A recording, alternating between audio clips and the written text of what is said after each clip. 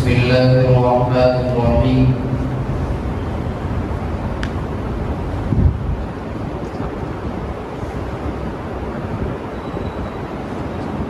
أعوذ بالله من الشيطان الرجيم بسم الله الرحمن الرحيم ألف لام ميم ذلك الكتاب لا ريب فيه هدى للمتقين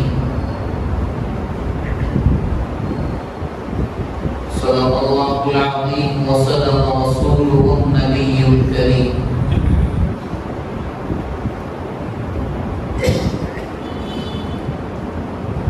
آج سے قرآن مجید کی ترتیب کے اعتبار سے جو دوسرا سورہ ہے، دوسری جو سورت ہے، انشاءاللہ اس کی شروعات ہونے جائے گی۔ اس سے پہلے کے ہفتوں میں سورۃ الفاتحہ کے متعلق باتیں آئیں اور سابقہ درس میں الحمدللہ سورہ فاتحہ اپنی تکمیل کو پہنچ گئی تھی۔ سورہ بقرہ قرآن مجید کی سب سے بڑی سورت ہے اور اس سورت کے بارے میں نبی کریم صلی اللہ علیہ وآلہ وسلم سے بہت سے فضائل مروی ہیں۔ اللہ کے نبی علیہ الصلوۃ والسلام نے کئی جگہوں پر اس سورت کی فضیلت کو بیان فرمایا ہے۔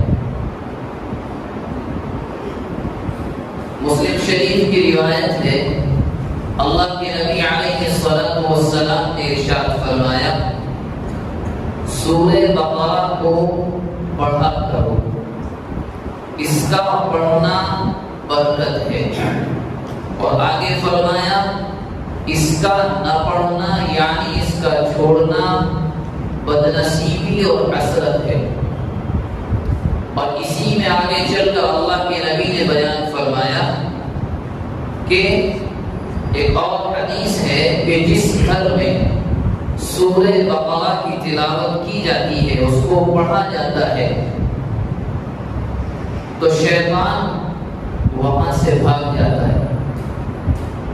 اللہ کے نبی علیہ الصلوۃ والسلام نے ایک جگہ ارشاد فرمایا کہ قرآن مجید کے لیے سورہ بقرہ ایسی ہے، اللہ کے نبی نے الفاظ جو استعمال فرمائے کہ سناد القرآن او ذروۃ القرآن، کہ قرآن کا سب سے بلند حصہ سورہ بقرہ ہے۔ کسی بھی چیز کے بلند حصے کو عربی زبان میں ذروۃ کہتے ہیں، کہ اسی طرح سورہ بقرہ قرآن مجید کا سب سے بلند والا حصہ ہے۔ اور ایک جگہ اللہ کے نبی علیہ الصلوۃ والسلام نے ارشاد فرمایا، ترمذی شریف کی روایت ہے کہ ایک آیت اس سورت میں یعنی سورہ بقرہ میں ایسی ہے جو تمام اس سورت کی تمام آیات میں سب سے افضل ہے۔ وہ آیت کون سی ہے؟ وہ ہے تیسرے پارے کے دوسرے رکوع کی جو آیت ہے، آیت الکرسی، اللہ لا الہ الا هو الحی القیوم۔ ایک جگہ حضرت عبداللہ بن مسعود رضی اللہ تعالیٰ عنہ بیان فرماتے ہیں کہ سورہ بقرہ میں 10 آیتیں ایسی ہیں کہ اگر کوئی اللہ کا بندہ اپنے گھر میں رات کو ان 10 آیتوں کو پڑھ لے تو اس کا فائدہ کیا ہوگا؟ جن یا شیاطین گھر میں اس رات داخل نہیں ہوں گے، گھر والوں پر کوئی آفت اور مصیبت اس رات میں نہیں آئے گی۔ اور وہ آیتیں کون سی ہیں؟ تو فرمایا کہ سورہ بقرہ کی شروع کی 4 آیتیں اور درمیان کی 3 آیتیں یعنی آیت الکرسی اور اس کے بعد کی 2 آیات، اور آخر کی 3 آیتیں یعنی للہ ما فی السماوات و ما فی الارض سے لا یکلف اللہ نفسا الا وسعها، سورہ بقرہ کی یہ 10 آیات ایسی ہیں کہ اگر کوئی اللہ کا بندہ ان کو پڑھ لے سونے سے پہلے، کوئی آفت نہیں آئے گی، کوئی بلا نہیں آئے گی، کوئی مصیبت نہیں آئے گی، گھر والوں پر کوئی آفت نہیں آئے گی۔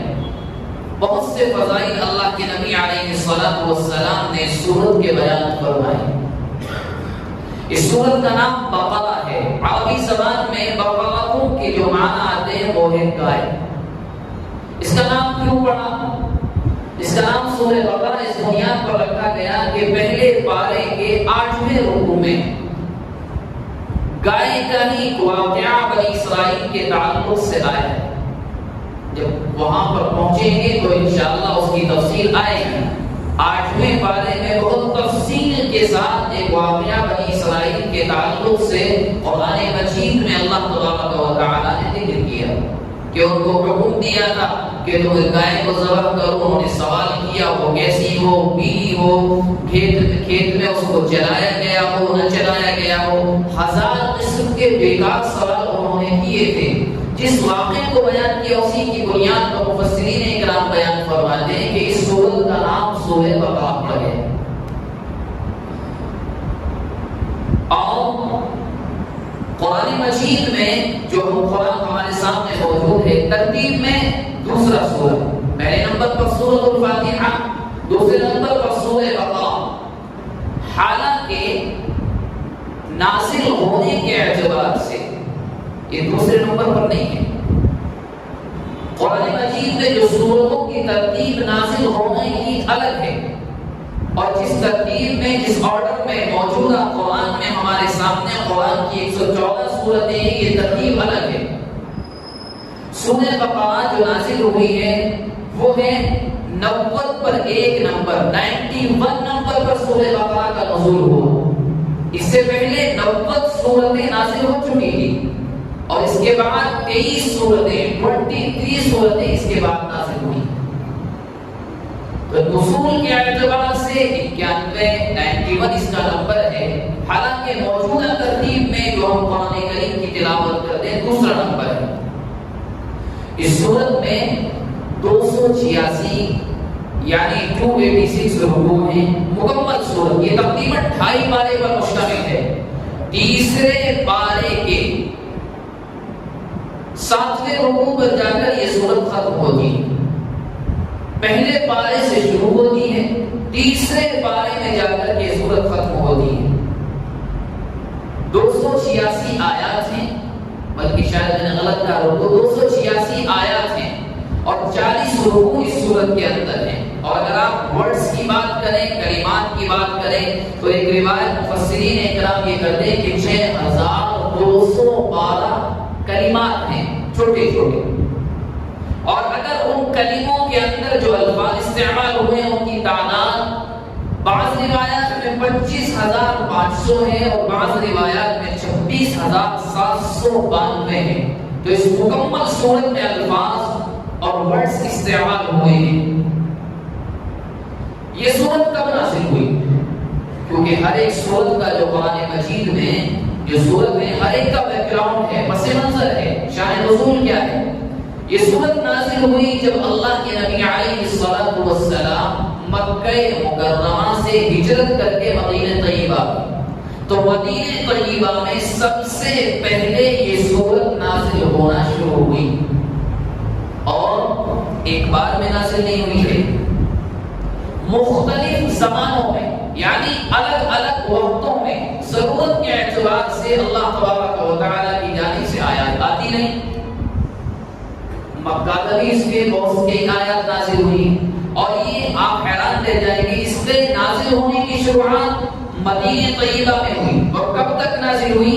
اللہ کے نبی علیہ الصلوۃ والسلام حجۃ الوداع پر گئے، جو تیسرے بارے میں سود کی حرمت، سود کے حرام ہونے کی جو آیات ہیں وہ اسی صورت میں ہیں۔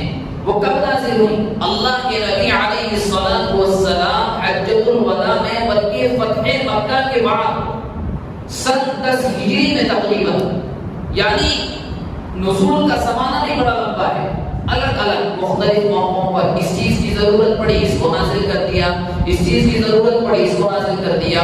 بلکہ ایک روایت تو یہ بھی ہے کہ قرآن اسی سورت کی ایک آیت ہے وَاتَّقُوا يَوْمًا تُرْجَعُونَ فِيهِ إِلَى اللَّهِ. یہ کب نازل ہوئی؟ یہ نازل ہوئی ہے اللہ کے نبی علیہ السلام نے جب مکہ کو فتح کر لیا تب نازل ہوئی. اور اس آیت کے نازل ہونے کے 80 یا 90 دن کے بعد اللہ کے نبی کا وصال بھی ہو گیا. یعنی آپ پردہ بھی فرما گئے. اتنے لمبے زمانے تک یہ سورت نازل ہوتی رہی. یہ سورت نازل کرنے کے پیچھے کی ایک وجہ اور مفسرین اکرام بیان فرماتے ہیں، بلکہ ایک نہیں دو وجہ ہیں. ایک تو یہ ہے کہ جب مسلمان یہاں پر آئے مدینہ طیبہ میں اللہ کے نبی ہجرت کر کے آئے، اللہ کی اجازت سے اور صحابہ کرام کی ایک ایک دو کر کے چھوٹی چھوٹی ٹکڑیوں میں جماعتوں میں آتے رہے. تو ہم سب جانتے ہیں کہ آپ کے آنے سے پہلے مشرکین جو مدینے میں رہتے تھے ان کے علاوہ ایک جماعت اور تھی قبیلوں کی شکل، وہ تھے یہودی. وہ لوگ بہت پہلے مدینہ طیبہ میں آ کر کے آباد ہو گئے تھے. وہ کیسے آباد ہوئے، وہ کیوں آباد ہوئے؟ کیونکہ اس سے پہلے شاید آپ کو یاد ہو یہ بات آئی تھی کہ یہود کی کتاب میں جو حضرت موسیٰ علیہ السلام کو تورات دی گئی تھی اس میں یہ مینشن تھا، یہ لکھا ہوا تھا کہ کالے پتھروں والی زمین کی جانب جو آخری نبی ہوں گے وہ ہجرت کر کے آئیں گے، ان کی قوم ان کو ستا کر جو مذہب وہ لے کر آئیں گے اس کی بنیاد پر ان کی قوم کو ستا کر نکالے گی. وہ اپنی جائے پیدائش سے یعنی جس جگہ پر آخری نبی پیدا ہوں گے وہاں کی اس جگہ کو چھوڑ کر کے وہ مدینہ طیبہ آئیں گے. ان کو معلوم تھا، تورات میں بات صاف صاف لکھی ہوئی تھی. تو انہوں نے کیا کیا کہ ان کے بہت سے قبیلے مدینے میں پہلے سے آ کر کے آباد ہو گئے. حالانکہ مدینے کا نام پہلے مدینہ نہیں تھا، یثرب تھا. بعد میں اللہ کے نبی علیہ السلام نے اس کو چینج کیا ہے، بدلا ہے، مدینہ طیبہ اس کا نام پڑا. تو وہ لوگ آ کر کے رہنے لگے. ان کو ان کے ذہن اور گمان میں یہ تھا کیونکہ ان کے درمیان انبیاء کرام کی ایک بڑی لمبی چوڑی تعداد اللہ کی جانب سے اتاری گئی تھی. ان کے ذہن اور دماغ میں یہ تھا کہ آخری نبی اگر ہجرت بھی کریں گے یا آئیں گے بھی تو ہمارے پاس آئیں گے.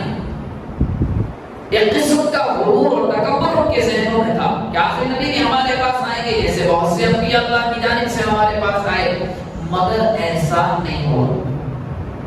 اللہ کے نبی کے لیے کون سے خاندان کو چنا؟ قریش کو، قریش میں بنی ہاشم کو، بنی ہاشم میں عبداللہ کو چنا گیا، وہاں پر اللہ کے نبی کی پیدائش ہوئی. یہود کو یہ بات پسند نہیں آئی. آپ دیکھیں یعنی اللہ کی یہ مشیت پسند نہیں آئی. وہ یہ گمان کرتے تھے ایسا کیسے ہو سکتا ہے کہ آخری نبی ہمارے خاندان میں نہیں آئے، ہماری نسل سے وہ نہیں ہے. تو اللہ کے نبی علیہ السلام کی تمام پیشین گوئیاں جو تورات میں تھی ان کو سامنے رکھ کر یہودی مدینے میں آ کر کے آباد ہو گئے. اب جب ان کے خاندان میں سے آخری نبی نہیں آئے تو انہوں نے کیا کرنا شروع کیا؟ ان کو معلوم تھا کہ مسلمان جو مکے سے مدینہ طیبہ آ گئے ہیں یہ سچے ہیں. ان کو یہ معلوم تھا کہ قرآن مجید جو مسلمان تلاوت کرتے ہیں جو ان کے نبی پر اترتا رہتا ہے ضرورت کے اعتبار سے یہ بھی سچی کتاب ہے. اس کی آیت ایک ایک حرف سچا ہے، مگر اسی بغض، حسد اور عناد کی بنیاد پر قبول نہیں کرتے. اب حسد کی بنیاد پر انسان کیا کرتا ہے؟ ایک چیز تو یہ ہے کہ وہ اپنا نقصان کرتا ہے، غرور میں، تکبر میں اپنے آپ کو جل کر توڑ کر اپنے آپ کو نقصان پہنچاتا ہے. اور دوسرا نقصان انسان یہ کرتا ہے کہ دوسروں کو بھی اپنی جانب سے غلط باتیں پھیلاتا ہے. وہ یہاں انہوں نے یہ کرنا شروع کیا. کیا؟ یہود کا ایک پیشوا اور بڑا عالم تھا مالک ابن صیف. وہ مدینہ طیبہ کی گلیوں میں گھومتا اور مسلمانوں سے کہتا تم کون سی کتاب کو پڑھتے ہو؟ مسلمان اپنی کتاب قرآن مجید کی تلاوت کرتے بتاتے تو کیا کہتا؟ یہ کتاب یہ سچی کتاب نہیں ہے. اور دلیل کیا پیش کرتا؟ ہم جانتے ہیں نا. وہ کہتے تھے کہ ہمیں معلوم ہے تورات تو ہمارے پاس ہے، ہمیں تو پہلے سے اس بات کا علم ہے کہ تمہارے نبی پر کون سی کتاب اترے گی، آخری نبی پر. تمہارا نبی آخری کتاب اترے گی، یہ جو کتاب تمہارے پاس ہے صحیح نہیں ہے۔ یعنی مسلمانوں کے ذہنوں میں یہود مدینہ شک ڈالنے کی کوشش کرتے تھے، اور وہ یہ ذہن میں ڈالنا چاہتے تھے جو کتاب تمہارے پاس ہے، جس کو تو قرآن کہتے ہیں سچی نہیں ہے، یہ صحیح نہیں ہے، نعوذ باللہ۔ ایک وجہ اس سورت کے نازل ہونے کی یہ بھی تھی۔ اب بہرحال اسی شک کو دور کرنے کے لیے جب آگے بات آئے گی تفصیل سے تو آپ کو معلوم بھی ہوگا کہ سورت کو نازل کیا گیا۔ اب قرآن مجید میں موجودہ ترتیب کے لحاظ سے کون سا سورہ ہے؟ دوسرا۔ ہر قرآن مجید کی جتنی سورتیں آگے پیچھے ہیں، جیسے مثال کے طور پر سورۃ الفاتحہ، اس کے بعد سورۃ البقرہ، آل عمران، نساء، مائدہ، انعام، اعراف، انفال، توبہ، یہ ایسے ہی گنتے چلے جائیں تو ہر سورت کا پچھلی سورت سے تعلق ہوتا ہے، کوئی نہ کوئی کنیکشن اور ربط ہوتا ہے۔ تو ہم سب نے سورۃ الفاتحہ کی تفسیر میں پڑھا، اجمالی طور پر 3 باتیں سورۃ الفاتحہ میں آئی۔ نمبر 1، اللہ کی ربوبیت، معنی یعنی وہی تنہا اس مکمل کائنات کا پالنہار اور پروردگار ہے۔ دوسری چیز جو نکل کر آئی وہ عبادت کے لائق اس کے علاوہ کوئی نہیں، عبادت کا استحقاق، معبود ہونے کا حق اس ذات کے علاوہ کسی کو نہیں۔ اور تیسری چیز ہم لوگوں نے پڑھی تھی، اهدنا الصراط المستقیم، ہدایت کا طلب کرنا۔ یہی سے اسی آیت سے سورۃ البقرہ کا تعلق ہے۔ جب ایک اللہ کے بندے نے یہ مانگا کہ اهدنا الصراط المستقیم، مولا صراط مستقیم دے دیجیے، کیسی؟ ایسا راستہ کہ جس کے ان لوگوں کا راستہ جن پر آپ کا انعام ہوا۔ وہ بات آئی تھی کہ کون کون ہیں جن پر انعام ہوا، من النبیین والصدیقین والشہداء والصالحین، ان لوگوں کا راستہ، اور جن کا راستہ نہیں چاہیے کن سے بچا لے، غیر المغضوب علیہم والضالین۔ تو بندے نے ہدایت طلب کی تو اللہ کی جانب سے سورت کو نازل کیا ہے، اور گویا کہ مفسرین اکرام بیان فرماتے ہیں جو ہدایت بندے نے مانگی ہے، پورا قرآن مجید اسی کی تفسیر ہے، مکمل قرآن۔ آگے بات آئے گی تو سمجھ میں آئے گا۔ بہرحال اب اس سورت کو شروع کرتے ہیں۔ اس سورت کا پہلا جو ورڈ ہے، جو لفظ ہے، الف لام میم، اس کے معنی کیا ہے؟ تو یاد رکھیں ان کو کہتے ہیں حروف مقطعات۔ کیوں؟ کیونکہ یہ ملا کر نہیں پڑھے جاتے، الگ الگ پڑھے جاتے ہیں، الف الگ، لام الگ، میم الگ۔ اور تقریباً قرآن مجید میں 20 پر 29 سورتوں سے پہلے ایسے الفاظ آئے۔ مثال کے طور پر الف لام میم حامیم عین سین قاف کاف ہا یا عین صاد طہ۔ اب ان کا مطلب کیا ہے؟ مفسرین اکرام کی ایک رائے تو یہ ہے جیسے الف لام میم ہے، الف سے اللہ مراد ہے، لام سے جبرائیل مراد ہے، میم سے محمد مراد ہے۔ ایک رائے یہ ہے کہ الف لام میم کا مطلب یہ الف سے انا، اور کہ انا اعلم، کہ اللہ تبارک و تعالیٰ کہتے ہیں کہ ہم سب سے زیادہ جاننے والے۔ اور بھی کئی رائے، لیکن جو سب سے زیادہ راجح اس سلسلے میں رائے مفسرین اکرام کی وہ یہ ہے کہ جتنے حروف اس طرح کے قرآن مجید کی جتنی سورتوں کے پہلے آئے ہیں ان کے معنی اللہ اور اس کے رسول کے علاوہ کوئی نہیں جانتا۔ کیوں؟ یہ راز اللہ اور اس کے رسول کے درمیان ہے۔ کیوں؟ کیونکہ خود اللہ کے نبی علیہ السلام نے ان کے معانی اور مطلب بیان نہیں فرمائے۔ یہ خدا جانتا ہے اور اس کا رسول کے بہتر کیا ہے، ان کے معنی اور مطالب کیا بس۔ اور یہاں تک مفسرین اکرام کہتے ہیں کہ قرطبی اور ابن کثیر وغیرہ کہ اس کے پیچھے پڑھنا، الف لام میم کا مطلب کیا، حامیم کا مطلب کیا، عین سین قاف کا مطلب کیا، کاف ہا یا عین صاد کا مطلب کیا، کھٹالنا، یہاں تک لکھا گیا ہے کہ ناجائز، صحیح نہیں۔ ہمارے پاس جیسا پہنچا اس آیت کا مطلب اگر نبی نے بیان نہیں کیا حروف کا مطلب تو ہمیں کیا ضرورت ہے؟ بہرحال اس چیز کے ذریعے سے کتاب کی صورت کی شروعات ہوتی ہے۔ اس کے بعد فرمایا ذالک الکتاب، ذالک کے معنی آتے ہیں اس میں اشارہ ہے، ذالکہ کے معنی آتے ہیں عام طور پر کہ کوئی دور کی چیز رکھی ہو، ذالک الولد وہ لڑکا، ذالک الشیء وہ چیز، وہ گلاس، عربی زبان میں استعمال ہوا ہے۔ تو ذالک الکتاب یہاں معنی کیا ہے؟ یہ کتاب، قریب کے معنی، ذالک الکتاب یہ کتاب جو تمہارے ہاتھوں میں موجود ہے، ذالک الکتاب۔ آگے کیا فرمایا؟ لا کے معنی نہیں کے، ریبون کے معنی آتے، غیب کے معنی آتے شک کے، فی کے معنی آتے میں، ہی ایک ضمیر ہے، معنی کیا ہوا؟ لا ریب فی، اس کتاب میں ذرہ برابر کوئی شک نہیں ہے۔ ابھی اس سے پہلے بات آئی کہ یہود مدینہ کیا کرتے تھے؟ مسلمانوں کے ذہنوں میں آ کر کے شک ڈالتے تھے، تو اللہ تبارک و تعالیٰ کی جانب سے سورت کی شروعات یہاں سے ہوئی ہے۔ جو لوگ آپ سے آ کر کہہ رہے ہیں مالک ابن سیف وغیرہ کہ آپ کی کتاب صحیح نہیں ہے تو قرآن کہہ رہا ہے، تو شک کی بات کر رہے ہو، لا ریب فی، کسی قسم کا شک نہیں، ایسی قطعی کتاب، صاف کتاب، ہر آیت اس بات کی شہادت دیتی کہ کوئی شک نہیں، یہ جھوٹ کہنے آ کر یہ سچائی کو چھپا رہے ہیں۔ حالانکہ جن کو یہود میں سے بھی جن کو اللہ تبارک و تعالی نے توفیق دی اور انہوں نے تورات کو پہچان لیا تو وہ ایمان بھی لے کر گیا، جیسے حضرت عبداللہ ابن سلام رضی اللہ تعالی یہود مدینہ کے بڑے عالم تھے، مگر اللہ نے ہدایت دی، انہوں نے کتاب کو سمجھا تو ایمان لے کر کے آئے۔ تو قرآن مجید کی دوسری سورت ہے لام میم، ذالک الکتاب لا ریب فیہ، اس کتاب میں یعنی قرآن مجید میں ذرہ برابر کوئی شک نہیں ہے۔ آگے فرمایا ہدن کے معنی آتے پیار و محبت کے ساتھ رہنمائی کرنا، للمتقین ڈرنے والوں کے لیے متقی بولتے ہیں جس کے دل کے اندر تقوی ہو، یعنی بعض مفسرین اکرام بیان فرماتے ہیں کہ جو ڈرنے والا ہو، جس کے دل کے اندر خدا کا خوف ہو۔ ہدن للمتقین اس کے لیے ہے، ہدن ہدایت ہے، اس کے لیے ہدایت کی چیز للمتقین، متقیوں کے لیے۔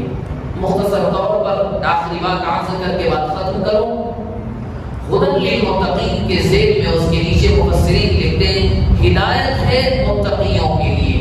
گویا ایک شرط لگا دی، یعنی یہ کتاب اس کے لیے ہدایت بنے گی متقیوں کے لیے کہ اس کتاب سے اگر کوئی ہدایت حاصل کرنا چاہے تو شرط اول یہ ہے کہ دل کے اندر مولا کا خوف ہو، خدا کا خوف ہو، مکمل تقوی ہو، پرہیزگار ہو، متقی ہو، تب جا کر کے اس کتاب کے ذریعے سے ہدایت ملتی ہے۔ یہ صورت بڑی لمبی چوڑی ہے، انشاءاللہ یہ سلسلہ ایسے ہی چلتا رہے گا۔ دعا فرمائیں اللہ تبارک و تعالی جو آیتیں ہمارے سامنے، جو باتیں اور آیات کی مختصر سی تفسیر ہمارے سامنے آئی، اس پر اللہ تبارک و تعالی